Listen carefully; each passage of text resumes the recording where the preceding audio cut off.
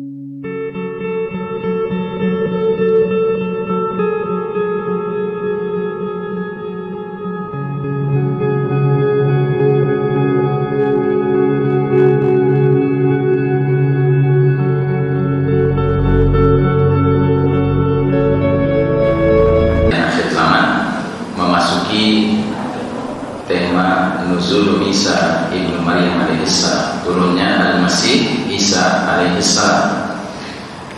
Sebelum saya membicarakan tentang hal ini, saya perlu mengingatkan kembali secara kronologi kemunculan Isa alaihissalam dan berkaitan dengan alamat usaha, tanda-tanda sudah dekatnya saat berada di mana. Jadi pertama kita lihat dulu hadisnya. Nabi bersabda, innaha lan taquma hatta tarawna qablaha 10 ayat. Sesungguhnya tidak akan terjadi kiamat sampai kalian melihat atau menyaksikan 10 tanda. Hadis ini sering dikatakan sebagai hadis yang menguraikan alamatul kubra, tanda-tanda besar kiamat. Jadi tanda besar kiamat itu hanya 10, dan dia muncul ketika dunia ini benar-benar sudah di penghujung perjalanannya menjelang terjadinya kiamat. Berbeda dengan alamatus sughra, tanda-tanda kecil. Tanda-tanda kecil itu jumlahnya amat sangat banyak dan umumnya datang lebih dahulu. Umumnya ya, kita garis bawahi kata umumnya, karena ada juga tanda-tanda kecil yang munculnya di sela-sela tanda-tanda besar. Dia bukan tanda besar, tapi munculnya ketika tanda-tanda besar sudah bermunculan. Ya, baik. Kita lihat 10 tanda itu kata Nabi terdiri dari ad-dukhan, asap atau kabut, kemudian dajjal, fitnah yang paling dahsyat sepanjang zaman, kemudian dabatul ard atau binatang melata yang tugasnya memberi tanda orang beriman sebagai orang beriman, orang kafir sebagai orang kafir. Ya. Yang keempat, matahari terbit dari barat. Dan ini para ulama katakan hanya terjadi sehari saja. Keesokan harinya dia terbit lagi dari timur. Ya. Kemudian yang berikutnya turunnya Isa al-Masih alaihissalam. Kemudian Ya'juj wa Ma'juj. Ya'juj wa Ma'juj ini adalah kaum mufsiduna fil ard, para perusak di muka bumi yang sampai hari ini masih dikurung di balik tembok yang dibuat oleh Zulkarnain sekian ribu tahun yang lalu. Ya. Dan mereka jumlahnya fantastis, kata Nabi, perbandingan satu orang muslim dengan Ya'juj Ma'juj 999 orang. Ya. Jadi pada masa nanti ketika Ya'juj Ma'juj Allah izinkan bisa melewati tembok itu karena sudah runtuh tembok itu, maka kaum muslimin tidak mungkin bisa memerangi mereka, ya. Karena jumlahnya jauh dibandingkan dengan jumlah mereka. Kemudian ada 3 pembenahan. Salah satu khusufin, pembenahan bumi di barat, pembenahan bumi di timur, pembenahan bumi di Jazirah Arab. Lalu kata Nabi, wa akhiru dzalika narun, dan yang terakhir dari 10 tanda itu adalah api keluar dari Yaman, tatrudun nas ila mahsyarihim, yang akan menggiring manusia ke tempat mereka berkumpul untuk mengalami peristiwa dahsyat kiamat as-saah, ya. Nah, 10 tanda ini ketika Nabi sebutkan itu belum diurutkan. Jadi ini bukan urutannya seperti ini. Para ulama berbeda pendapat tentang urutannya, kecuali untuk yang nomor 10, api keluar dari Yaman ini disepakati ini adalah tanda besar terakhir yang muncul, ya. Karena secara bahasa juga Nabi jelas-jelas mengatakan wa akhiru dzalika, dan yang terakhir dari semua itu api keluar dari Yaman menggiring manusia ke tempat berkumpulnya. Dan sudah barang tentu api dari Yaman ini hanya akan disaksikan oleh syirarin nas, manusia-manusia yang paling jahat, yang paling buruk, orang-orang kafir semua, karena orang beriman sudah diwafatkan terlebih dahulu. Nah, bagaimana kronologinya urut-urutan 10 ini? Secara kronologi, inilah kronologi yang saya termasuk cocok dengan kronologi ini. Ya, karena terus terang kronologi ini tidak banyak yang memiliki pandangan seperti ini. Nah, ini kita ambil sumber ini dari mana? Kita ambil sumber ini dari kitab Ensiklopedia Akhir Zaman karya Syekh Dr. Ahmad Muhammad Al-Mubayyad. Jadi beliau ini seorang ulama yang masih hidup, sekarang masih hidup, ya kan? Dan saya termasuk merekomendasikan kalau Anda ingin belajar tentang akhir zaman, termasuk buku yang komprehensif, yang cukup ilmiah tetapi enak dibaca, ya kan? Ini bukunya Syekh Mubayyad ini, ya. Dia aslinya berjudul Al-Malahim wal Fitan wa Asyrat As-Sa'ah, ya. Ya, kalau nggak salah judul aslinya begitu.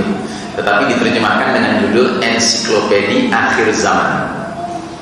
Jadi kalau kebanyakan ulama-ulama dulu, Pak, setiap kali membicarakan tentang 10 tanda besar ini, selalu menempatkan tanda besar yang paling pertama adalah keluarnya Dajjal. Saya pun dulu pandangan saya seperti itu. Tapi ternyata tidak demikian. Dajjal itu bukan tanda besar yang paling pertama. Tanda besar yang pertama itu pembenaman bumi di timur, kemudian pembenaman bumi di barat, kemudian Dufan. Dan sebenarnya ketiga tanda besar ini oleh Syekh Mubayyad sendiri, dia katakan ini satu kemungkinan urutannya seperti ini. Tapi kemungkinan lain urutannya adalah Ad-Dufan yang nomor 1, kemudian pembenaman bumi di timur nomor 2, pembenaman bumi di barat nomor 3. Gitu. Kenapa kok bisa sepertinya ada perbedaan? Karena kata Mubayyad, berdasarkan berbagai hadis-hadis yang mendukung dari tempat-tempat lain, ya, ketiga perkara ini, tiga tanda besar ini terjadinya ibaratnya seperti bersamaan, begitu. Dia terjadinya bersamaan, sehingga sudah tidak terlalu penting lagi apakah Dufan duluan, apakah pembenaman bumi di timur duluan, apakah pembenaman bumi di barat duluan, itu nggak penting. Yang jelas ketiga perkara ini disebabkan oleh satu sebab yang sama. Nah, satu sebab yang sama itulah yang disebut dalam surat Ad-Dukhan dengan istilah Batshatul Kubra. Batshatul Kubra itu artinya hantaman keras yang terjadi atas planet bumi ini. Dan itu diyakini berupa badai meteor. Ya, jadi badai meteor itu, ya, berjatuhan dari langit, ya. Ada yang kecil-kecil banyak, tetapi ada yang bongkahan besarnya. Nah, bongkahan besar itulah yang menyebabkan terjadinya Ad-Dukhan, selimut kabut, ya, menyelimuti seluruh planet bumi ini. Sedangkan yang kecil-kecilnya itu, ya, itu juga berjatuhan dan menimbulkan banyak masalah, ya. Nah, seiring dengan hantaman keras itu juga, rupanya sampai-sampai beberapa wilayah, terutama di timur dan di barat, itu terbenam ke dalam bumi. Dan itu diyakini pembenaman wilayah-wilayah itu dengan luas yang sangat besar, ya, wilayah yang besar sekali. Makanya kalau kita pelajari hadis-hadis tentang akhir zaman, kita akan mendengar ada yang namanya perang yang melibatkan Amerika, ya kan? Karena Amerika boleh jadi terbenam nanti, ya. Yang namanya Amerika Utara, Amerika Selatan itu masuk ke dalam keranjang sampah sejarah, gitu. Tapi jangan salah, termasuk perang-perang akhir zaman kita nggak dengar tentang Indonesia juga, gitu. Karena jangan-jangan Indonesia termasuk yang terbenam juga, gitu lah. Masuk dalam keranjang sampah sejarah juga, gitu. Makanya kadang-kadang saya mulai berpikir, apa barangkali memang skenario Allah begitu. Allah akan mentakdirkan negeri ini menjadi provinsi Cina, gitu kan. Terus kita rame-rame terpaksa hijrah, gitu kan. Nanti kemudian Allah benangkan ini semua dengan reklamasinya, gitu kan. Selesai urusannya, gitu. Harus Allah langsung yang turun tangan, gitu. Wallahu a'lam bishawab. Ya, ini dugaan saya saja, gitu. Nah, yang jelas Nabi mengatakan ada pembenaman bumi di timur, ada pembenaman bumi di barat, kemudian Ad-Dukhan. Nah, setelah Ad-Dukhan, sebelum pembenaman bumi di semenanjung Arab, ada bintang satu di sini, Pak. Nah, apa? Ini Al-Mahdi tampil. Jadi Al-Mahdi itu tampil setelah terjadinya peristiwa-peristiwa dahsyat kejadian alam ini, Pak. Ya. Nah, karenanya pemahaman kita tentang kemunculan Al-Mahdi, ya, itu terkait efek daripada dufan dan hantaman keras itu, yang salah satunya disebut dengan shutdown of modern technology. Jadi teknologi modern ini sudah selesai peranannya, nggak ada lagi. Gitu. Dan kenapa demikian? Karena para ahli astronomi mengatakan bila benda angkasa yang namanya meteor dalam ukuran yang besar itu jatuh sampai menghantam planet kita, ya, kecepatannya itu minimal 60.000 km per jam, yang berarti melebihi kecepatan suara. Dan karenanya, ya, di dalam hadis Nabi tentang kemunculan Al-Mahdi, itu Nabi mengatakan sebelum Al-Mahdi muncul ada bintang berekor, ya, yang kemudian jatuh dan menimpa planet bumi kita ini. Nah, ketika dia jatuh, ya, umat manusia sedunia ini akan mendengar dentuman keras. Kenapa? Karena kecepatannya melebihi kecepatan suara. Sedangkan kita tahu sesuatu yang bergerak melebihi kecepatan suara akan menimbulkan supersonic effect. Efek supersonik berupa suara dentuman, ya. Kayak kalau kita melihat di atas kepala kita ada pesawat militer dengan kecepatan tinggi lewat, sudah hilang dari penglihatan kita, tiba-tiba ada suara dum gitu, ya. Tahu kan? Ya, nah, itu sebenarnya efek supersonik. Nah, juga karena kecepatan yang begitu tinggi, ya, maka dia menimbulkan efek induksi besar-besaran. Nah, induksi besar-besaran inilah yang diduga kuat akan menyebabkan macetnya semua alat-alat teknologi canggih kita ini. Ya, jadi dengan kata lain, kita akan menghadapi kemunculan Al-Mahdi itu dalam suasana yang sangat berbeda dengan suasana kita sekarang, Pak. Dan karenanya jangan mengharap berita kedatangan Al-Mahdi atau kemunculan Al-Mahdi itu bisa Anda terima lewat WhatsApp, nggak mungkin, karena sudah nggak ada handphone. Makanya sekali lagi saya kaitkan dengan ucapan saya sebelumnya, mungkin memang kita sudah mulai harus berpikir hijrah, Pak. Supaya apa? Supaya ketika nanti kita dengar kabar Al-Mahdi muncul, kita tinggal lebih dekat, sudah berada di area yang lebih dekat, gitu ya. Itu pun misalnya Anda pilih Pakistan, misalnya Islamabad, misalnya Anda hijrahnya ke situ misalnya, ya, nunggu kabar dari Mekah sampai ke Islamabad, orang berkuda gitu ngasih kabar, ya kan, mungkin baru berapa? Setelah seminggu kali ya baru nyampe kabarnya. Atau kalau zaman itu sudah mulai terlatih lagi, burung-burung tertentu bisa dititipkan untuk bawa pesan gitu kan, dia kirim gitu ke Islamabad dari Mekah, ya kan, mungkin ya harus nunggu beberapa hari lah gitu, ya. Itu pun kalau burungnya nggak nyasar ke Afghanistan. Nah, jadi saudara rahimakumullah, jadi kembali kepada urutan tadi, ya. Setelah Al-Mahdi muncul, kemudian terjadi pembenaman bumi di semenanjung Arab, dan pembenaman bumi di semenanjung Arab itu seiring dengan pembenaman pasukan yang mengejar Al-Mahdi. Ya, jadi pembenaman bumi di semenanjung Arab itu sekaligus pembenaman pasukan yang ingin memerangi Al-Mahdi dan orang-orang yang berbaiat kepada Al-Mahdi. Dan berita pembenaman pasukan inilah yang menjadi tanda bagi seluruh kaum muslimin di seluruh penjuru dunia ini bahwa Al-Mahdi benar-benar sudah muncul. Maka berdatanganlah kaum muslimin dari berbagai penjuru untuk membaiat Al-Mahdi, dan pelan-pelan Al-Mahdi akan menata kehidupan di bawah kepemimpinannya, ya, khilafah. Ya. Tapi khilafahnya nggak serta-merta berdiri dengan kokoh gitu. Kenapa? Karena harus ada upaya keras untuk mengokohkan wilayah khilafah itu, kekuasaan khilafah itu, melalui, ya, penumpahan air mata, keringat dan darah, yaitu al-ghazawat, ya, peperangan. Nah, kemudian yang kelima, keluarga Dajjal, dan Dajjal serta-merta keluar tidak kemudian langsung menemui kaum muslimin, tapi dia menyebarkan fitnahnya di berbagai daerah-daerah di pinggir dulu, baru kemudian dia pelan-pelan menuju ke Timur Tengah, dia mendekati Madinah, mendekati Mekah, nggak bisa, dia pergi ke Syam. Nah, ketika menjelang sampai di Syam, Allah Ta'ala menurunkan Isa al-Masih alaihissalam. Jadi perlu Anda ingat, ya, turunnya Isa alaihissalam itu pada fase sesudah terjadinya Batshatul Kubra, ad-Dukhan, pembenaman bumi, sehingga suasananya beda dengan suasana kita sekarang, Pak. Ya. Jadi orang-orang yang tahu tentang turunnya Isa alaihissalam adalah orang-orang yang tentunya, ya, berada di areal di mana Isa alaihissalam turun itu, ya. Nah, baru kemudian tanda-tanda yang berikutnya, yang sisanya bermunculan. Baik. Nah, kalau kita pakai hadis tentang periodisasi ya, kita sekarang di periode babak keempat ini. Babak keempat ini adalah babak yang paling kelam dalam sejarah umat Islam, dan ini adalah babak di mana umat Islam babak belur kan. Gitu. Makanya Allah berikan kemenangan atau kekuasaan atau kepemimpinan dunia ini kepada pihak barat kafir. Dan karenanya satu-satunya babak yang gambarnya beda cuma babak keempat, babak 1, 2, 3, 5 semuanya naik kuda kan. Ya, karena memang sudah nggak ada teknologi canggih. Ya, dulu memang belum pernah ada teknologi canggih. Babak 5 nanti karena teknologi canggihnya sudah hilang. Nah, babak keempat ini adalah satu-satunya babak yang ada gambaran modernitas gitu. Ya, kelihatan gitu seperti modern.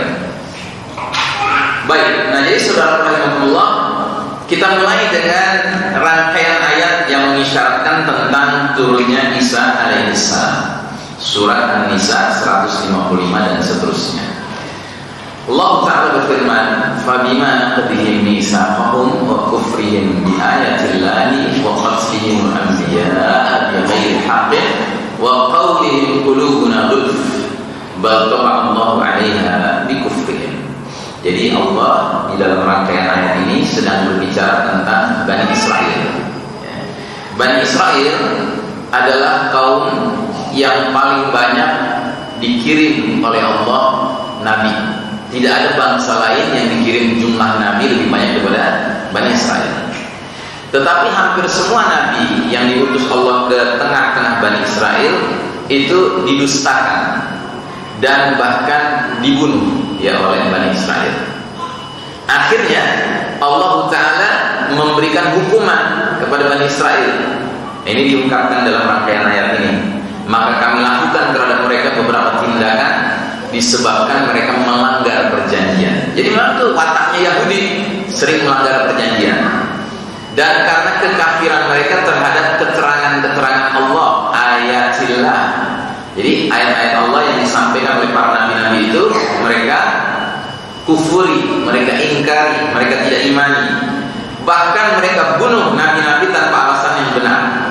Dan mereka punya kebiasaan kalau diberi nasihat, diberi peringatan, dibacakan ayat-ayat Allah oleh nabi-nabi mereka, jawaban mereka kepada para nabi itu apa? Mereka mengatakan, ya, qulubuna ghulf, hati kami tertutup.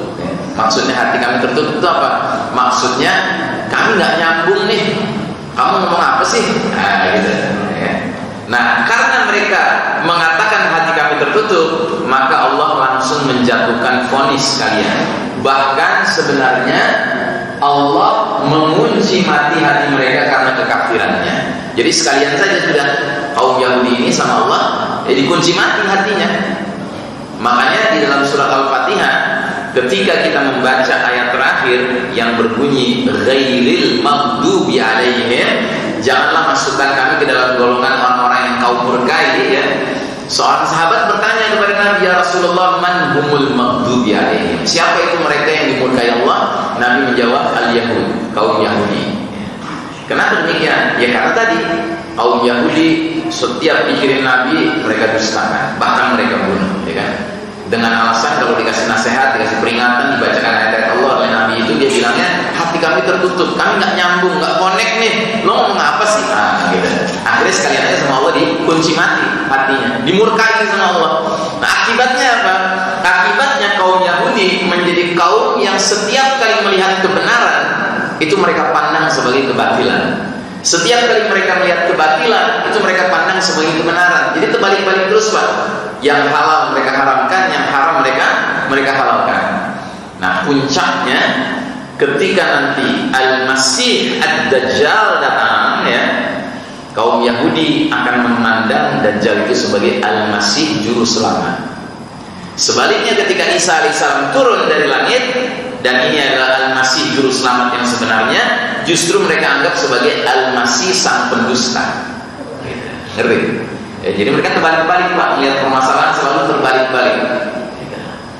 Dan ini tentunya nasibnya akan sama dengan orang-orang yang walaupun ngakunya bukan Yahudi, tapi karena teman akrabnya Yahudi, logika berpikirnya sering seperti orang Yahudi, akhirnya mereka juga seperti itu juga. Ya kan? Hatta ngaku Muslim sekalipun, tapi kalau sudah logikanya kayak orang Yahudi, nanti terbalik-balik. Yang penista agama dibela, gitu, ya kan? yang justru membela agama dituduh sebagai pengacau, intoleran gitu, ya. Terbalik-balik selalu begitu. Nah, jadi yang kayak gini nanti jangankan ngadepin Dajjal ya, baru ngadepin Dujjal, Dajjal kecil saja sekarang ini sudah terbalik-balik penilaiannya, sudah kacau penilaiannya, apalagi ngadepin Dajjal yang sebenarnya. Nah, selanjutnya dikatakan oleh Allah,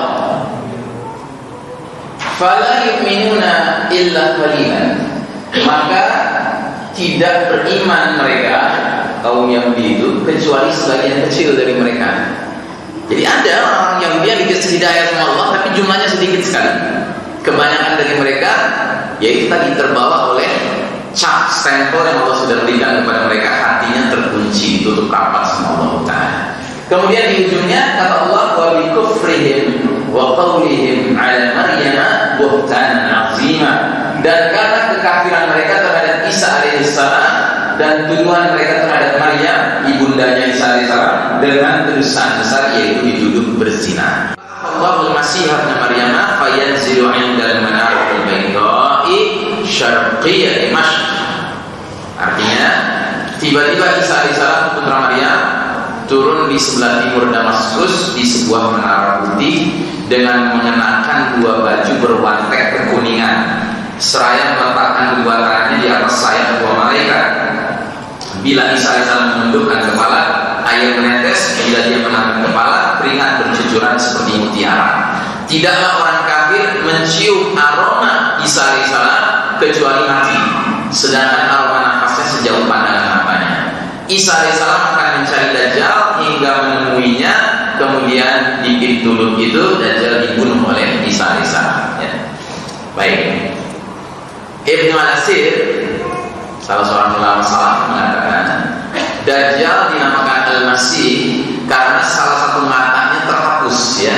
Dan ini diyakini kenapa dia terhapus salah satu matanya, karena kejadian Dukhan.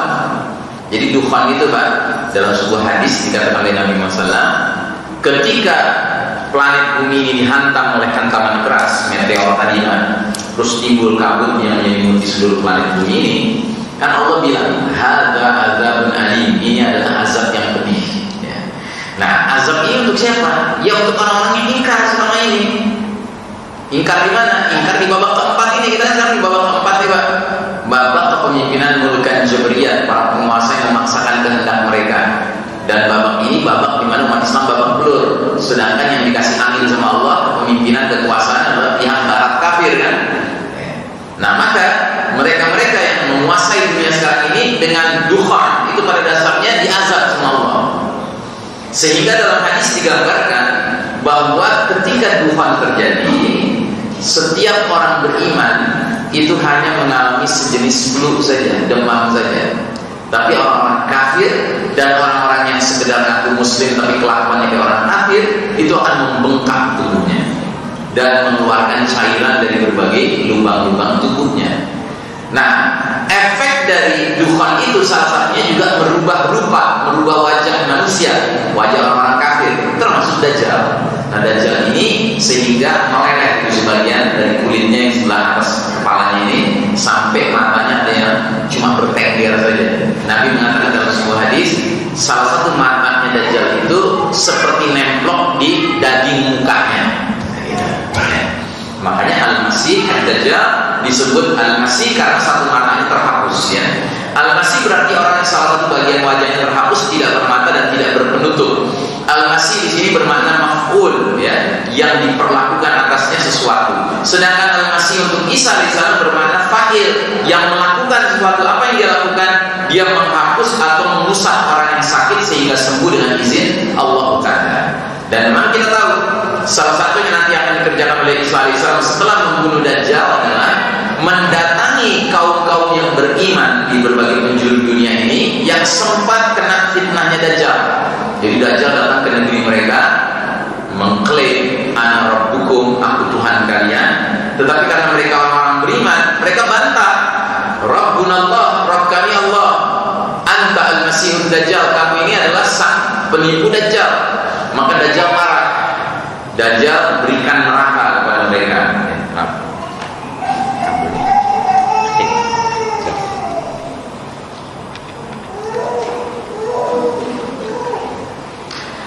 Jadi orang-orang beriman ini ketika datang Dajjal mengaku dirinya Rabb, mereka tidak mau mengimani Dajjal sebagai Rabb karena mereka tahu Rabbuna Allah, Rabb kami Allah.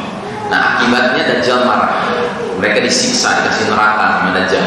Diperintahkan kepada langit jangan turunkan hujan, bumi diperintahkan jangan keluarkan tumbuh-tumbuhanmu, ya, sehingga mereka hewan ternaknya bermatian dan mereka sendiri juga jadi mengalami banyak penyakit.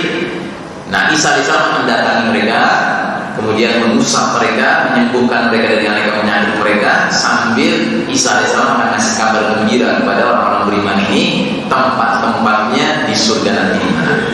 Ya, Masya Allah. Baik. Nah, dalam hadis yang lain digambarkan, lalu turunlah Isa ibnu Maryam. Isa memanggil waktu menjelang subuh, lalu beliau berkata, hai manusia sekalian, apa yang membuat kalian keluar menghindari pendusta yang sangat keji, maksudnya Dajjal? Maka manusia menjawab, ini lelaki sebangsa jin. Jadi saking dahsyatnya tipu daya Dajjal, sehingga orang-orang sudah mulai ragu, ini manusia apa jin nih? Kok hebat banget. Lalu mereka meninggalkan si Dajjal dan mengikuti Isa ibnu Maryam alaihissalam. Maka dilaksanakan sholat. Ketika dikatakan kepada Isa alaihissalam, majulah wahai Isa untuk memimpin sholat, Isa menjawab, agar imam kalian yang maju dan memimpin sholat kalian.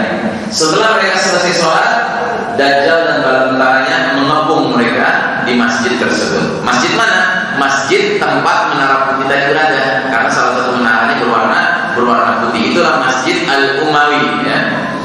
Nah, ini dia, ya. Jadi menara putih Masjid Al-Umawi di sebelah timur Damaskus. Dan uniknya hari ini di Damaskus, menara ini oleh masyarakat umum disebutnya the Minaret of Jesus, menara tempat turunnya Yesus. Jadi antara kita dengan kaum Nasrani punya kesamaan, ya, sampai ke tempat di mana bakal turunnya Isa alaihissalam kita satu sepakat, gitu loh. Yang nggak sepakat sisanya. Kalau mereka sudah yakin banget nih Yesus bakal masuk gereja, Isa alaihissalam langsung masuk masjid, ikut sholat subuh. Karena memang Isa alaihissalam datang nanti bukan untuk membenarkan agama Nasrani, tetapi justru membenarkan agama Nabi akhir zaman, Nabi Muhammad SAW. Nah, ini dari sudut lain, ya, gambaran dari menara putih itu. Sedangkan masjidnya seperti ini. Ini yang sudah sering saya katakan, masjid ini uniknya dia punya suasana yang luas, sehingga bisa dibayangkan pasukan Al-Mahdi yang siap-siap mau sholat subuh waktu itu, sambil tahu bahwa di luar sudah ada Dajjal dan 70.000 Yahudi pasukannya mengepung mereka, tentunya dalam keadaan getar-getir kan. Wah, ini gimana nih, habis sholat subuh kita berperang melawan Dajjal, ini musuh yang gak main-main gitu. Nah, dalam kondisi mereka tegang begitu, tiba-tiba mereka menyaksikan di menara putih masjid itu turun Isa alaihissalam. Ya, tentunya moral mereka naik kan, terangkat moral mereka. Ya, karena mereka tahu dengan turunnya Isa alaihissalam sudahlah Dajjal gak ada harapan untuk dia. Ya. Anda tahu jizyah artinya apa? Ya? Pajak apa? Pajak amnesti. Ya? Jizyah itu adalah pajak bagi orang kafir zimmi, ya. Kafir zimmi itu artinya apa? Orang kafir yang dilindungi oleh pemerintahan Islam. Jadi kalau pemerintahan Islam berdiri, Pak, orang-orang kafir tetap boleh tinggal di dalam pemerintahan Islam asal syaratnya bayar jizyah, pajak kafir zimmi.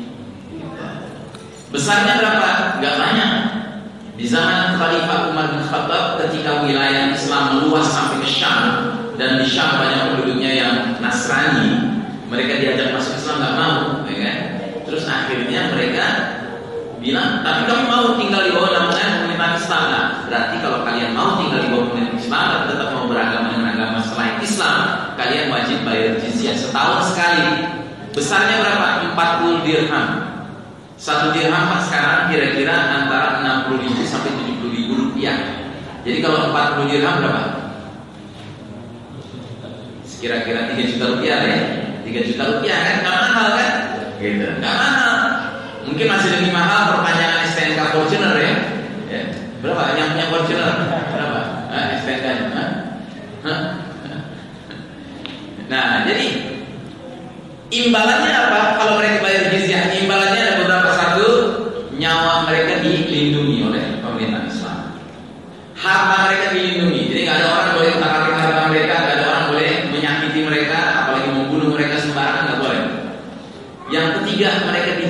kebebasan beribadah menurut keyakinan mereka dengan syarat ibadahnya cuma boleh dilakukan atau di rumah sendiri atau di tempat ibadahnya. Gitu. Sama yang keempat, mereka tidak boleh menyebarkan agama mereka. Gitu. Mendakwakan agama mereka tidak boleh. Nah, ini imbalannya.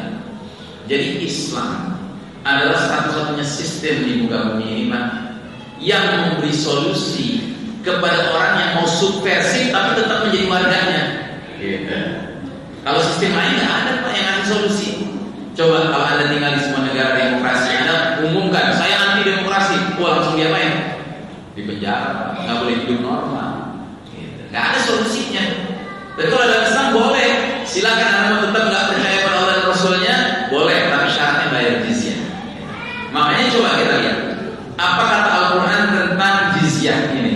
Mari kita lihat surat At-Taubah. Surat At-Taubah ayat 26.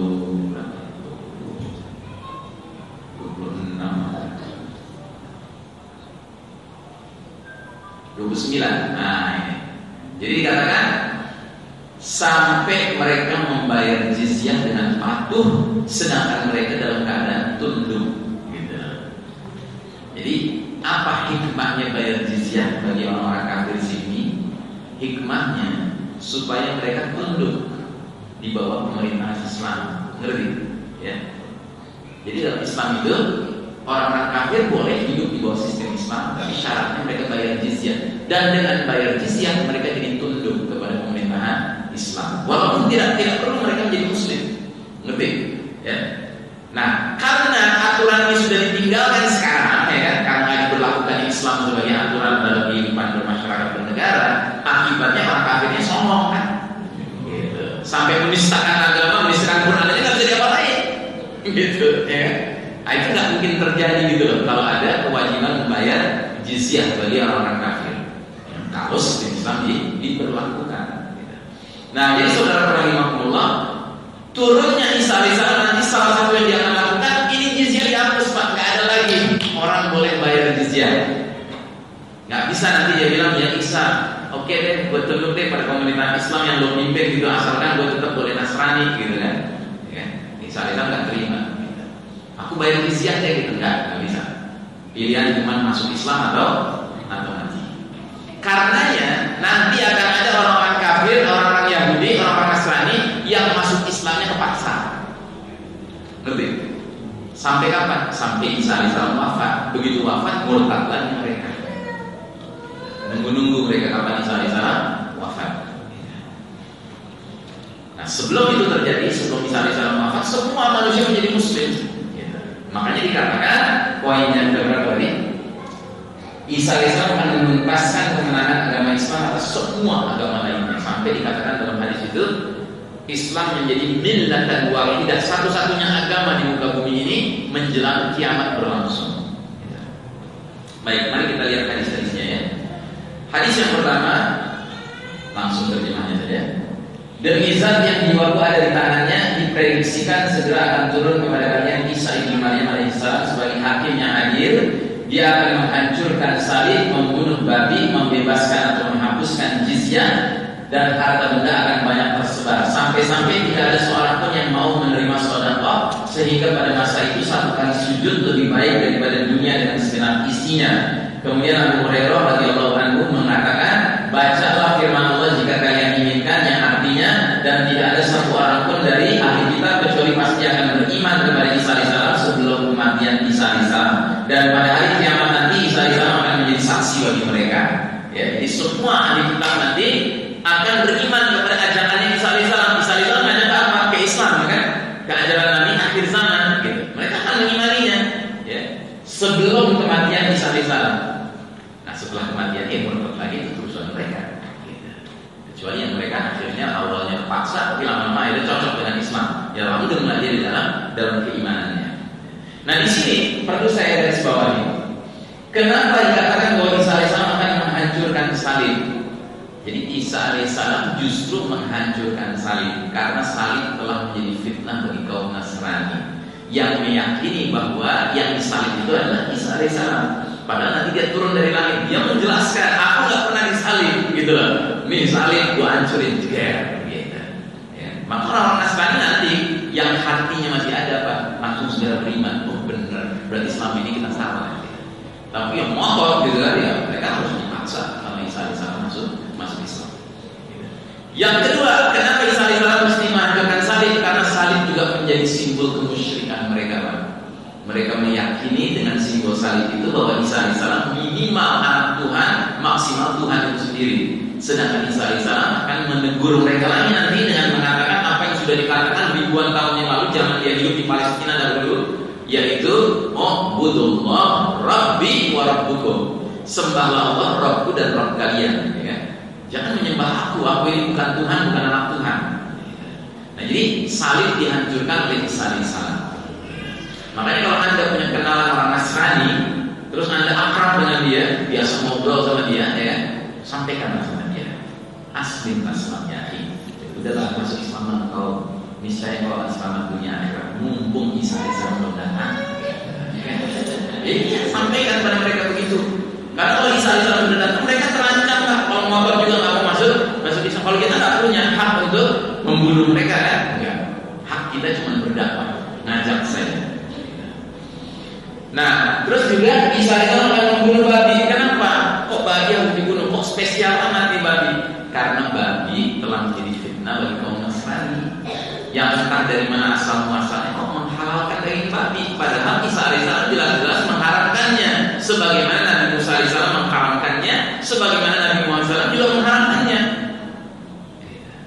Dan efek dari kondisi kita di babak keempat sekarang ini Pak, yang dipimpin oleh Al-Yahud dan Nasara ini, sementara Nasaranya yang mayoritas, Yahudinya kan sedikit jumlahnya. Akibatnya penghalalan daging babi hari ini menjadi peradaban dunia Pak. Kalau nggak bisa dikatakan peradaban dunia hari ini menjadi peradaban babi kan? Apa maksudnya? Maksudnya begini, saya perlihatkan. Kalau Anda buka internet, Anda tulis pigs rule the world, ya. Babi menguasai dunia. Di dalam tulisan ini dikatakan, if you think pigs are just food, think again. Kalau Anda beranggapan bahwa babi itu sekedar makanan, Anda harus berpikir ulang. Ya. Their skin, kulit mereka, bones, tulang mereka, meat, daging mereka, internal organ, organ-organ dalam mereka, blood, darah mereka, fat, lemak mereka, dan lain-lain, make our world turn, membuat dunia kita berputar. Artinya apa? It's a big business. Ini bisnis luar biasa. Babi ini bisnis luar biasa Pak sekarang ini. Makanya kalau kita pretelin ya, dari babi itu banyak produk yang dihasilkan. Udah jelas lah ya, kalau hotdog udah jelas babi, gitu ya, dari ini kan.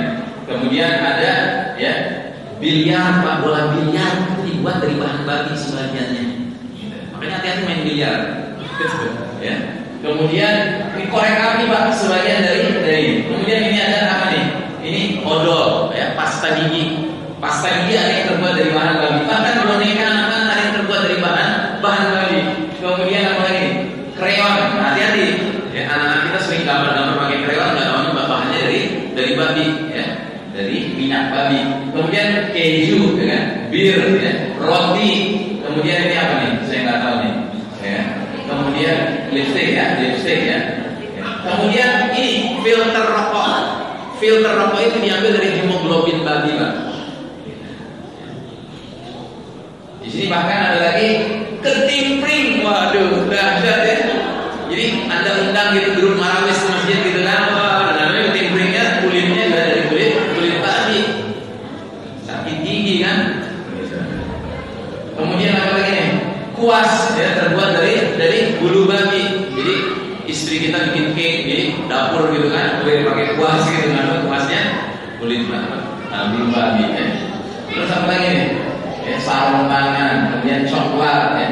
Baterai Pak, baterai peluru, ya kan, peluru sebagiannya bahannya dari babi ya. Apa lagi? Ya, kemudian di sini ada dinamit, ya, dinamit juga dari babi. Kemudian senar dari biola, senar dari gitar, senar dari cello, ya kan, violin ya. Kemudian bola rugby ini ya. Ini sih ada gambarnya sih. Segala jaket kita Pak, jaket kita, sepatu kulit kita, ikat pinggang kulit kita, topi kulit kita. Hati-hati Pak. Jangan-jangan kita beli terbuat dari bahan babi. Apa jadinya kan? Pergi umroh jauh-jauh, biayanya mahal. Begitu masuk Masjidil Haram karena dingin malaikat terbuat dari kulit babi. Udahlah kita sendiri nggak diterima ibadahnya, kita senggol sini, senggol sana lagi ya kan? Ribet nggak urusan? Bahkan nggak kurang-kurang Pak, suntikan meningitis saja konon kabarnya masih mengandung enzim babi buat orang pergi umroh dan haji, ribet nggak? Ya kan? Sudah diperingatkan majelis ulamanya, akhirnya mereka keluarkan sertifikasi halal karena timbangannya halal darurat, belum ada pilihan lain loh. Kok Malaysia bisa? Ya Malaysia suntikan meningitisnya sudah benar-benar yang bebas dari enzim babi. Mengerikan sekali. Bagaimana cara membersihkan diri kita yang memasukkan zat ke dalam darah kita dari babi? Ya, ribet kan? Sedangkan kesenggol aja kita harus toharohnya khusus kan? Air 7 kali, satu kalinya dengan tanah. Dan sekarang masuk ke darah kita Pak lewat suntikan. Gimana cara membersihkan? Minum 17 air, 1 gelasnya tanah, goyang-goyang ke badan kita, ya kan? Terus nunggu nanti keluar lewat feses, nggak bisa minum. Nah sampai Pak, untuk anak kecil aja, ya kan, dibuatlah animasi babi itu kayaknya cute gitu kan, imut-imut gitu. Ya. Bahkan nggak kurang-kurang kita menjadi anak kita nabung dong di celengan gitu. Kenapa sih celengan? Dalam bahasa Inggrisnya piggy bank, ya kan, piggy bank. Jadi Nabi Muhammad SAW itu sudah dikasih tahu sama Allah sebelum Isa alaihissalam turun, dunia ini sudah peradaban babi, ya kita yang mengalami Pak. Maka nggak kurang-kurang sampai disebut khusus salah satu tugas mulia dari Isa alaihissalam, eradicate the pigs, ya kan? Habis itu semua babi-babi itu. Habis susah orang disuruh berhenti makan babi sudah banget. Gitu. Dan jangan salah ya, orang yang doyan makan babi perilakunya kebabi-babian. Maksudnya apa? Di Malaysia pernah ada sebuah eksperimen penelitian, dimasukkan sepasang jantan betina babi ke dalam satu kerangkeng, sama sepasang jantan betina kambing ke dalam satu kerangkeng, terpisah gitu ya. Nah, ya namanya jantan betina ketemu Pak kawin, gitu. Nah, ke dalam kerangkeng yang jantan betina babi ini dimasukkan babi ketiga, jantan juga. Begitu juga ke dalam kerangkeng yang sepasang kambing jantan betina ini dimasukkan kambing ketiga, yaitu jantan juga. Nah, begitu masuknya yang babi baru ini, ya, langsung dia berbuat dengan yang betina itu. Babi yang pertama ini cuek-cuek aja, gitu. Sebaliknya, begitu jantan kambing ini yang baru masuk ini mau senggol-senggol yang betina, disuruh duduk langsung sama jantan yang pertama. Kelihatan nggak bedanya? Jadi kalau orang makan daging babi, ya kan, itu nggak ada ghirah, nggak ada kecemburuan, jadi dayus, ya kan, istrinya disenggol sama laki-laki lain cuek, bebek. Tapi kalau orang makanannya bener, kambing seperti makanan para nabi, gitu kan, ya kan, ada ghirah Pak. Ya, coba-coba lo senggol bini gue, nah, duduk langsung. Nah, jadi orang yang makan babi wajar perilakunya kayak babi. Babi itu jorok, dan babi itu nggak punya rasa cemburu, ya kan, dan seterusnya. Baik, nah jadi saudara rahimahumullah, kita kembali kepada hadis tadi.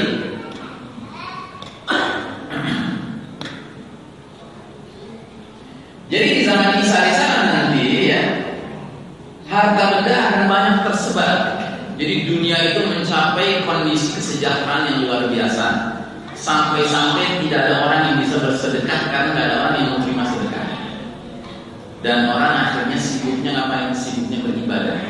Sehingga digambarkan, sehingga di masa itu satu kali sujud lebih baik daripada dunia dengan segenap isinya. Jadi orang di mana-mana sibuk, pikirannya ke ibadah saja, penghambaan diri kepada Allah Taala, nggak mikirin harta, nggak mikirin materi. Nggak kayak kita sekarang Pak, di zaman babak keempat ini, ya kan? Kita lagi sujud aja mikirin harta, ya kan? Kalau di zaman itu, ya kan, orang mau terima sedekah nggak mau. Di hadis yang lain lagi katakan oleh Nabi, tidak ada nabi yang aku dengan Isa alaihissalam. Sungguh kelak Isa akan turun. Jika kalian melihatnya, kenalilah dia. Dia seorang laki-laki yang sedang, tidak tinggi ataupun pendek, berkulit merah putih-putihan, mengenakan kain berwarna kekuningan. Seakan rambut kepala menetes meskipun tidak basah. Nah, Isa alaihissalam akan memerangi manusia sampai mereka masuk dalam Islam. Jadi diperangi Pak, orang yang nggak mau masuk Islam diperangi. Begitu sudah masuk Islam sudah nggak diperangi lagi. Ya. Kemudian Isa alaihissalam akan pecahkan salib, membunuh babi, menghapuskan jizyah pajak non-Muslim. pada masa kepemimpinan Isa alaihissalam Allah akan binasakan semua agama selain Islam. Ya, jadi dikatakan di sini wa yuhbiqullahu fi zamanihi al-milala kullaha illa al-Islam. Ya, jadi berlakulah ayat Al-Qur'an yang terkenal yang berbunyi walladzi arsala rasulahu bil huda wa dinil haqqi liyuzhirahu 'ala dini kullihi walau karihal musyrikun. Allah yang mengutus Rasulnya Muhammad dengan membawa petunjuk Al-Quran dan agama yang benar Islam untuk dimenangkan oleh Allah atas segenap agama lainnya walaupun orang-orang musyrik tidak menyukainya. Ya. Jadi nanti semua manusia di zaman kepemimpinan Isa alaihissalam dan Al-Mahdi juga masih ada waktu itu, ya, menjadi Muslim. Mereka memeluk Islam. Ada yang memeluk Islamnya dengan sukarela, dengan keyakinan. Ada yang memeluk Islamnya karena terpaksa daripada mati. Dan yang ini yang terpaksa ini menunggu-nunggu wafatnya Isa alaihissalam supaya mereka bisa balik lagi ke agama asal mereka atau murtad lagi. Nah, di hadis yang lain lagi digambarkan Isa putra Maryam akan turun sebagai imam dan hakim yang adil, kemudian dia akan hancurkan salib, bunuh babi, mengembalikan perdamaian, pedang-pedang akan jadi sabit-sabit. Ingat ya, di zaman Isa alaihissalam sebagaimana di zaman Al-Mahdi nanti sudah terjadi shutdown of modern technology. Maka setelah zaman Isa alaihissalam memimpin dunia ini, ya, pedang itu, ya, tidak lagi dipakai untuk berperang. Perang itu terakhir pakai pedang itu waktu lawan Dajjal. Sesudah itu, ya, manusia akan sibuk bertani, sehingga pedang dipakai buat sabit, ya, buat sabit. Hilanglah semua racun makhluk yang beracun.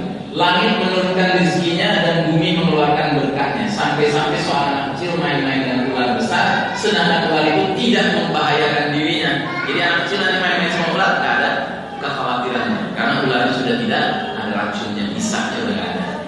Sampai-sampai serigala menggembalakan domba, sedangkan serigala itu tidak membahayakan domba tersebut. Singa menggembalakan sapi dan singa itu tidak membahayakan sapi tersebut. Jadi sampai hewan-hewan buas pun itu menjadi jinak. Saking Allah berkahi kepemimpinan Isa alaihissalam, ya, di babak kelima nanti khilafah min hajil. Ya.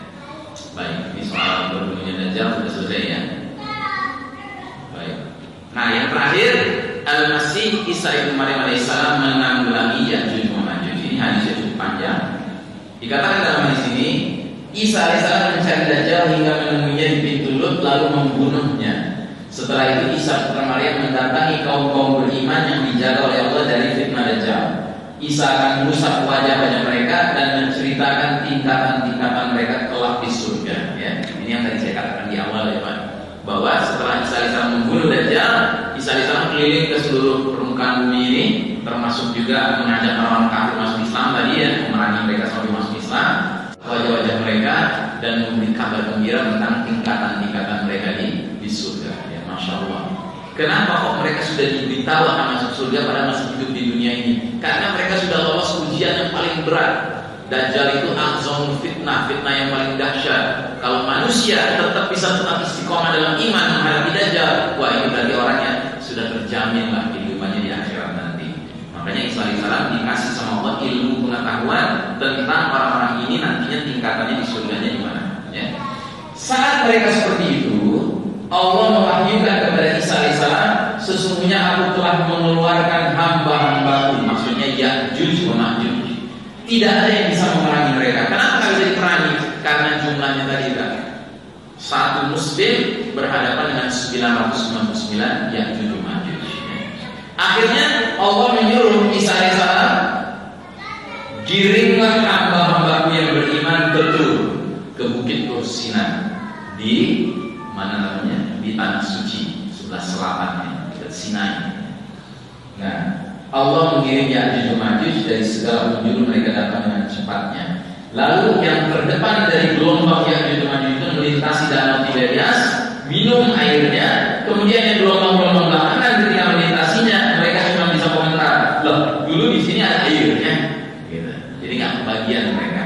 Kenapa? Karena jumlah mereka yang sangat banyak, sementara memang danau Tiberias sudah menyusut, jumlah airnya sudah sangat dikit, ya. Nah, selanjutnya Nabi Allah Isa alaihissalam dan kaum beriman dikepung hingga kepala kerbau milik salah seorang dari mereka lebih baik, lebih berharga daripada 100 dinar milik salah seorang di antara kalian 1 dinar emas Pak hari ini itu kalau dirupiahkan itu sekitar 2 juta rupiah Pak. Jadi kalau 100 keping dinar berarti berapa juta rupiah? 200 juta kan? Ya. Jadi kata Nabi Muhammad SAW, Isa alaihissalam dan kaum beriman yang mengungsi ke Bukit Tur itu, kondisi mereka sedemikian mencekamnya sampai-sampai kepala kerbau itu lebih berharga daripada 200 juta rupiah. Kenapa? Karena tabiatnya kalau orang sedang terkepung Pak, yang menjadi berharga apa? Logistik, makanan kan? Gitu. Nah, kepala kerbau masih bisa dimasak, masih ada manfaatnya. Sedangkan koin 200 dinar apa gunanya? Mau belanja ke pasar juga nggak bisa, apalagi dikepung sama musuh. Jadi artinya ini gambaran betapa mencekamnya situasi itu. Nah, lalu Nabi Allah SAW dan kaum beriman berdoa. Jadi mereka nggak bisa melawan, nggak bisa memerangi. Satu-satunya jalan yang mereka bisa tempuh adalah menggunakan senjata orang beriman yang namanya doa. Ya. Mereka berdoa minta pertolongan Allah. Maka Allah kirimkan cacing di leher Ya'juj Ma'juj sehingga mereka mati seperti matinya satu jiwa. Jadi mati seketika. Jadi kayak kena wabah penyakit. Allah kirim tentara-tentara sebagai pengambilan doanya Isa alaihissalam dan orang beriman yang tentaranya berupa sejenis cacing menggigit tengkuknya Ya'juj Ma'juj satu persatu sampai mereka mati semuanya. Digambarkan seperti matinya satu jiwa. Kemudian Isa alaihissalam dan kaum beriman datang turun dari bukit itu, tidak ada satu jengkal tempat pun melainkan telah dipenuhi oleh bangkai dan bau busuk darah Ya'juj Ma'juj. Saking banyaknya mereka Pak. Mereka mati bertumpuk-tumpuk badannya sehingga nggak ada jengkal bumi yang bisa dipijak lagi. Maka timbul masalah baru kan? Sehingga Isa alaihissalam dan kaum beriman berdoa lagi kepada Allah. Kemudian Allah mengabulkan doa mereka. Allah kirim burung seperti layar unta yang jumlahnya sangat banyak untuk mengangkut satu persatu jasad-jasad bangkai-bangkai Ya'juj Ma'juj itu ke tempat yang Allah kehendaki, entah kemana. Kemudian Allah turunkan hujan, ya. Kemudian Allah turunkan hujan kepada mereka, tidak ada rumah dari bulu atau rumah dari panah yang menghalangi turunnya hujan. Hujan membasahi bumi sampai meninggalkan genangan di mana-mana. Allah berkahi kesuburannya sehingga sekelompok manusia cukup dengan unta perahan, satu kabilah cukup dengan sapi perahan, beberapa kerabat mencukupkan diri dengan kambing perahan. Saat mereka seperti itu, tiba-tiba Allah kirim angin sepoi-sepoi mencabut ruh orang-orang beriman. Ini sudah ringkasan lagi ya, sebelum makin mendekatnya tanda-tanda sisa daripada tanda-tanda besar. Nah, jadi saudara rahimahullah, intinya adalah Ya'juj Ma'juj itu diatasi karena Allah mengabulkan doa Isa alaihissalam dan orang-orang beriman. Ya. Nah, setelah itu dunia kembali damai, ya, luar biasa damainya, sampai Allah takdirkan wafatnya ya, Isa alaihissalam dan wafatnya Al-Mahdi, maka berakhirlah kebaikan sesudah itu. Ya. Nah, di dalam dalam hadisnya dikatakan, "Fayanqudhu fil ardi arba'ina sanatan, tsumma yatawaffa fa yusalli 'alaihi muslim." Isa alaihissalam akan tinggal di dunia selama 40 tahun. Setelah itu Isa alaihissalam meninggal dan kaum muslimin mensolatkannya. Ya. 40 tahun ini Pak, ada dua pendapat. Ada pendapat yang mengatakan Isa alaihissalam 40 tahun di dunia ini setelah turun di akhir zaman nanti. Sedangkan dia turun pada usia berapa? Pada usia dia diangkat ke langit dahulu kala. Dahulu kala dia diangkat ke langit pada usia kahlan. Kahlan itu usia antara 30-35 tahun Pak. Jadi 33 tahun lah hanya kan gitu ya. Jadi kalau nanti Isa alaihissalam turun, dia pada usia 33 tahun. Nah, dia akan hidup 40 tahun lagi, wafat usia 73. Itu pendapat pertama. Pendapat kedua mengatakan Isa alaihissalam itu 40 tahun total Pak. Dulu dia hidup 33 tahun, dia akan ke langit, nanti turun 33 tahun, berarti sisanya berapa? Tinggal 7 tahun. Nah, saya condong pada pendapat yang kedua, ya, bahwa Isa alaihissalam cuma 7 tahun. Karena apa? Karena isyarat hadisnya menggambarkan bahwa memang masa kedamaian itu kalau nggak berlangsung 7, 8 atau 9 tahun. Ya. Nah, jadi memang singkat sekali masa kedamaian itu. Nah, dengan demikian berakhirlah bahasan kita tentang Isa alaihissalam. Mudah-mudahan apa yang kami sampaikan ini memberikan pengetahuan yang bermanfaat bagi kita bersama, dan semoga Allah Ta'ala menjadikan kita memiliki usia yang cukup panjang sehingga kita berhak bergabung dengan Al-Mahdi, bahkan kita berhak berjumpa dengan manusia mulia yang namanya Isa alaihissalam ini. Ya, demikianlah ya, saya kembalikan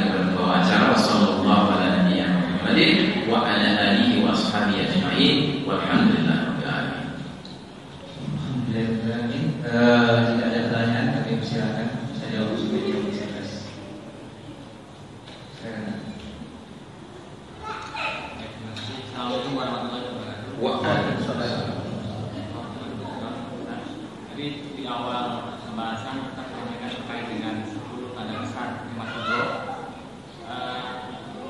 di mana kalau misalkan kita dengar beberapa isu kabar, barangkali mungkin di sosial media maupun di beberapa media mainstream terkait dengan keberadaan Imam Mahdi. Imam Mahdi.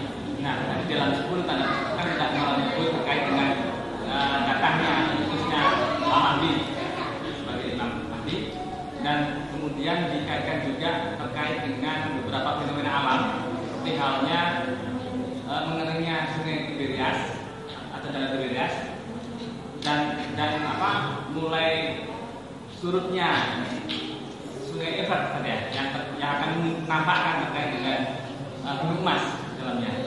Nah,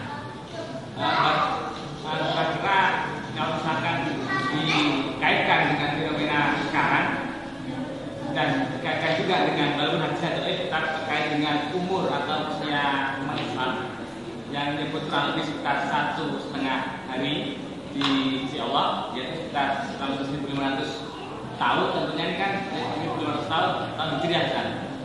Nah, apakah kita bisa menjadikan semacam pedoman misalkan bahwa mungkin fenomena akhir zaman ini demikian dekat, sehingga barangkali kira-kira kiat-kiat apa dan persiapan apa yang perlu kita lakukan terkait dengan Ya. Assalamualaikum warahmatullahi wabarakatuh. Ada pertanyaan lagi bisa disatukan ke dalamnya. Assalamualaikum warahmatullahi wabarakatuh. Waalaikumsalam. Ustaz, saya ingin menanyakan apakah Nabi Isa saja yang disebut, adakah nabi-nabi lain yang masih hidup juga Ustaz? Kalau ada, apakah turunnya di akhir zaman ini?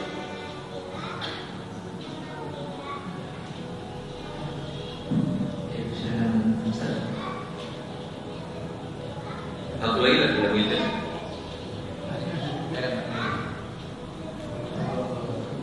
Waalaikumsalam.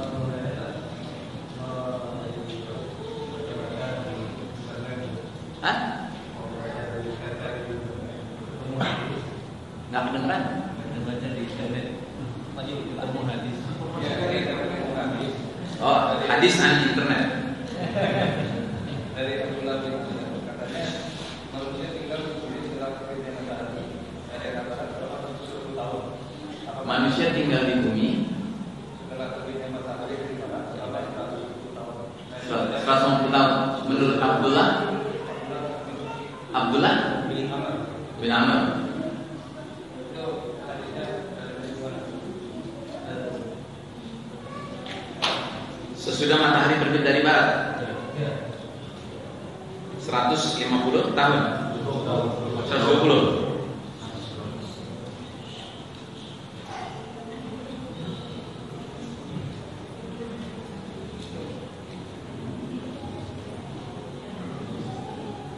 Ya, pertanyaan pertamanya soal datangnya Al-Mahdi, kemudian apa tanda-tanda sebelumnya, ya kan? Kemudian dikaitkan dengan surutnya Sungai Efrat, maka dikaitkan dengan estimasi umur umat Islam 1.500 tahun atau 1,5 hari menurut akhirat, ya. Ya, jadi perlu saya jelaskan bahwa memang ada hadis yang dhaif, ya, Abu Daud, yang menyebutkan bahwa Nabi Muhammad SAW mengatakan bahwa Allah memberikan umur kepada umatku selama 10 hari. Kemudian Allah perpanjang setengah hari lagi. Hadis ini setelah saya telusuri, ya kan, saya justru belum pernah ketemu. Saya mendengar dia dhaif ini dari Ustaz Zulkifli. Ustaz Zulkifli mengatakan ini dhaif hadis ini. Tapi bagian keduanya, di mana Allah memberikan setengah hari kepada umat Islam, itu justru sahih. Bagian keduanya. Bagian yang pertamanya saya belum ketemu, ya kan? Nah, yang jelas kalau memang dikatakan ini hadis dhaif, berarti kita tidak boleh menjadikannya sebagai acuan keyakinan, akidah, itu tidak boleh. Tapi sebagai pengetahuan silakan. Karena apa? Karena ada juga hadis yang dhaif, ya, yang kaitannya dengan nubuwah, kaitannya dengan prediksi kenabian, yang kemudian ketika dalam realitasnya dia menjadi kenyataan, maka dia nggak dhaif lagi. Itu berarti hadis Nabi.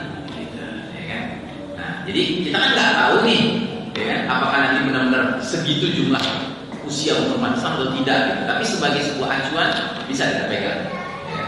Yang kedua, ada di dalam kitabnya Ibnu Hajar Al-Asqalani. Jadi Ibnu Hajar menulis kitab namanya Fathul Bari, syarah hadis As-Sahih Bukhari. Ya, kitabnya itu banyak sekali jilidnya. Kalau dalam bahasa Indonesia terjemahannya itu 35 jilid ya. Nah, salah satu kitab tersebut itu ada membicarakan tentang hadis yang bunyinya begini. Allah Ta'ala memberi pekerjaan untuk dikerjakan oleh ahli Taurat, kaum Yahudi. Ketika mereka diberi pekerjaan itu, waktu datang waktu zuhur, mereka bilang, ya Allah, kami sampai di sini saja kerjanya. Loh, kenapa? Teruskan, kata Allah. Kata mereka, tidak, kami batalkan perjanjian. Akhirnya pekerjaan itu Allah serahkan kepada ahli Injil, kaum Nasrani. Mereka mengerjakan dari zuhur. Begitu datang waktu asar, mereka bilang, ya Allah, kami sampai di sini saja. Kata Allah, teruskan. Tidak, kami batalkan perjanjian. Akhirnya pekerjaan itu dikerjakan oleh ahli Quran, kaum muslimin, dari waktu asar sampai berakhirnya hari itu, yakni matahari terbenam. Karena dalam Islam kan pergantian hari ketika matahari terbenam, dan bukannya 00 tengah malam kan. Nah, dari hadis ini, kemudian dalam kitab Fathul Bari itu Ibnu Hajar mengatakan ada pendapat ini bisa menjadi acuan untuk memperkirakan umur umat Islam. Sebab kalau hari itu dibagi, tengahnya itu zuhur. Zuhur itu kan kira-kira jam 12 kan? Ya kadang-kadang lebih, kadang-kadang kurang gitu kan. Nah, jadi berarti umur dari umat Islam adalah umur Yahudi, ya kan? Dikurangi umur Nasrani kan? Ya gitu. Sebab kan di tengah. Sedangkan kita sekarang sudah bisa memperkirakan umur kaum Yahudi sejak Nabi Musa alaihissalam sampai Nabi Isa alaihissalam itu 2000 tahun plus, gitu. Sedangkan sejak Nabi Isa alaihissalam sampai Nabi Muhammad SAW datang itu 600 tahun. Berarti umur umat Islam itu sekitar 2000 plus kurangi 600, yang berarti 1400 plus. Gitu. Nah, Ibnu Hajar kemudian berijtihad mengatakan bahwa itu 1477 tahun. Jadi lebih singkat lagi daripada 1500 tahun. Sebut saja 1500 tahun kita jadikan pegangan gitu ya. Kita sekarang berada di tahun 1438 Hijriah. Dan ini bukan umur umat Islam. Ini adalah umur sejak terjadinya peristiwa hijrah. Umur umat Islam bukan dihitung dari kapan hijrah terjadi, tapi dihitung sejak Nabi diutus. Nabi diutus 13 tahun sebelumnya. Berarti umur umat Islam sekarang ini 1438 tambah 13, yang berarti 1451 tahun. Kalau benar umat Islam itu mentok 1500 tahun, yang berarti saat itulah nanti angin lembut berhembus mencabut ruh orang beriman. Berarti sisa umur kita berapa? 49 tahun lagi. Itu kalau kita pegang versi 1,5 hari hadis Nabi tadi. Tapi kalau kita pegang versi istinbatnya Ibnu Hajar, bahkan 1477 kurangnya 1451, tinggal 26 tahun lagi. Yang manapun yang kita jadikan acuan, ya kan, dua-duanya kan nggak lama lagi kan, nggak lama lagi. Makanya kita harus benar-benar mempersiapkan diri. Dan di antara persiapan yang harus kita lakukan adalah dalam waktu dekat ini yang kita akan hadapi adalah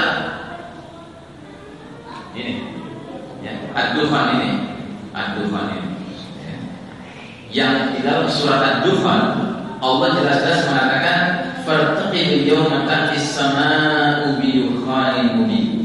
Tunggulah hari ketika langit membawa kabut yang nyata. Ya. Jadi kabut yang nyata ini artinya bintang berekor, itu kabut yang nyata. Karena ketika bintang meteor itu jatuh, ya, dia meninggalkan trail, smoke di belakangnya, kabut yang nyata. Ya. Nah, kata Allah, yanshanas, kabut ini akan meliputi semua manusia, yang berarti dia jatuh hantaman keras. Hantaman keras disebut di ayat 16-nya. Ingatlah hari ketika kami menghantam mereka dengan hantaman yang keras, sesungguhnya kami adalah pemberi balasan, ya.